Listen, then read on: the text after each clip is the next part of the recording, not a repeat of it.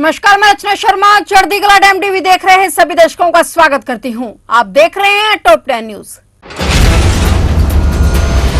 केंद्रीय स्वास्थ्य मंत्री जेपी नड्डा ने कहा कि उन्हें आंध्र प्रदेश के मुख्यमंत्री एन चंद्रबाबू नायडू से बात की है और तिरुपति लड्डू मुद्दे पर पूरी रिपोर्ट मांगी है। उन्होंने कहा कि केंद्र इस मामले की जांच करेगा और उचित कार्रवाई करेगा। नायडू ने दावा किया है कि पिछले जगनमोहन रेड्डी सरकार के दौरान तिरुपति मंदिर के लड्डू बनाने के लिए पशु चर्बी का इस्तेमाल किया गया था। इस दावे के बाद एक बड़ा राजनीतिक विवाद पैदा हो गया है। प्रधानमंत्री नरेंद्र मोदी ने महाराष्ट्र के वर्धा में राष्ट्रीय पीएम विश्वकर्मा कार्यक्रम के दौरान प्रदर्शनी का दौरा किया और योजना के लाभार्थियों से मुलाकात की। पीएम विश्वकर्मा योजना की पहली वर्षगांठ के अवसर पर वर्धा में कार्यक्रम में उन्होंने हिस्सा लिया। वर्धा में आयोजित पीएम विश्वकर्मा कार्यक्रम के दौरान प्रधानमंत्री मोदी ने इस योजना के लाभार्थियों को प्रमाण पत्र और ऋण पत्र जारी किया। कामगारों और शिल्पकारों को सहायता प्रदान करने के लिए पिछले साल 17 सितंबर को यह योजना शुरू की गई थी। प्रधानमंत्री मोदी ने इस योजना के तहत 18 तरह के कारोबार के 18 लाभार्थियों को ऋण पत्र वितरित किया। उन्होंने एक स्मारक डाक टिकट भी जारी किया।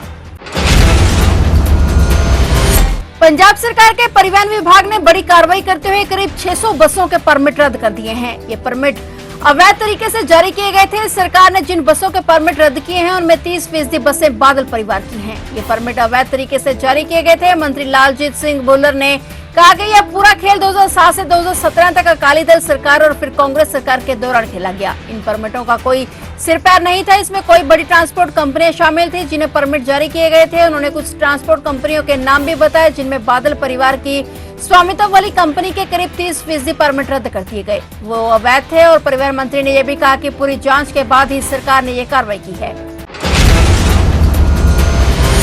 आज पंजाब में एनआईए की टीमें अलग अलग जगह पर छापेमारी करने पहुंची। पंजाब में एनआईए की रेड की खबर से हड़कंप मच गया और वहीं मोगा के कस्बा निहाल सिंह वाला के गांव बिलासपुर में भी एनआईए ने कुलवंत सिंह के घर पर रेड की। टीम ने कुलवंत सिंह के घर में दबिश दी। कुलवंत सिंह रामपुरा में एक सीमेंट फैक्ट्री में ट्रक ड्राइवर है। जानकारी के मुताबिक कुलवंत सिंह सोशल मीडिया पर भड़काऊ पोस्ट शेयर करता था और इसी के मामले में एनआईए की टीम जांच कर रही है। बता दें कि आज एनआईए की टीमों ने पंजाब की 4 जगह पर दबिश दी है।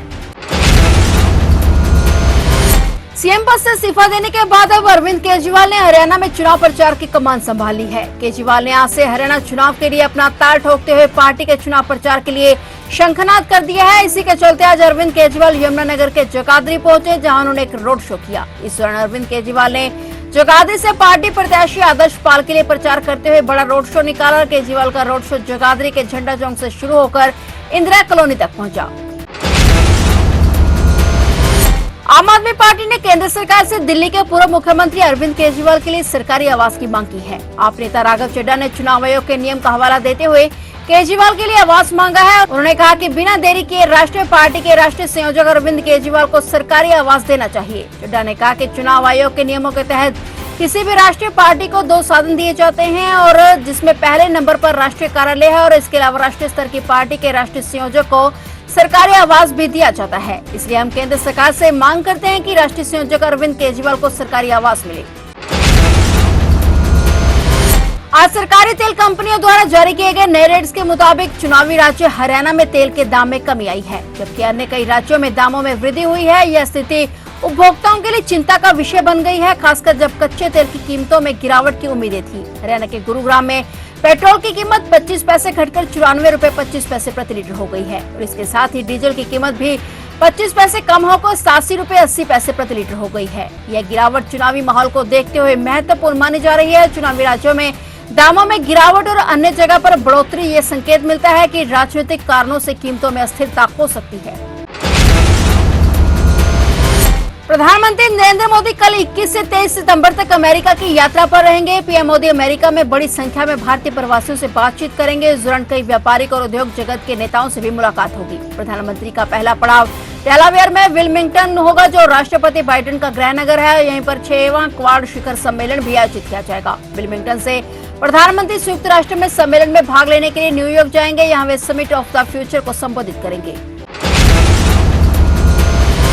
फतेहाबाद टोहाना जिले में भारतीय जनता पार्टी की सत्ता विरोधी लहर को रोकने के लिए अब केंद्रीय गृह मंत्री अमित शाह आएंगे। अमित शाह 23 सितंबर को टोहाना में रैली को संबोधित करेंगे। टोहाना के बाद गृह मंत्री अमित शाह यमुनानगर में रैली में शामिल होने रवाना होंगे और वहीं टोहाना में अमित शाह की रैली के जरिए भाजपा फतेहाबाद ही नहीं बल्कि पड़ोस के जिले हिसार जींद की कुछ सीटों को भी साधने का प्रयास करेगी। इस रैली को सफल बनाने के लिए नेता कोई कसर नहीं छोड़ना चाहते।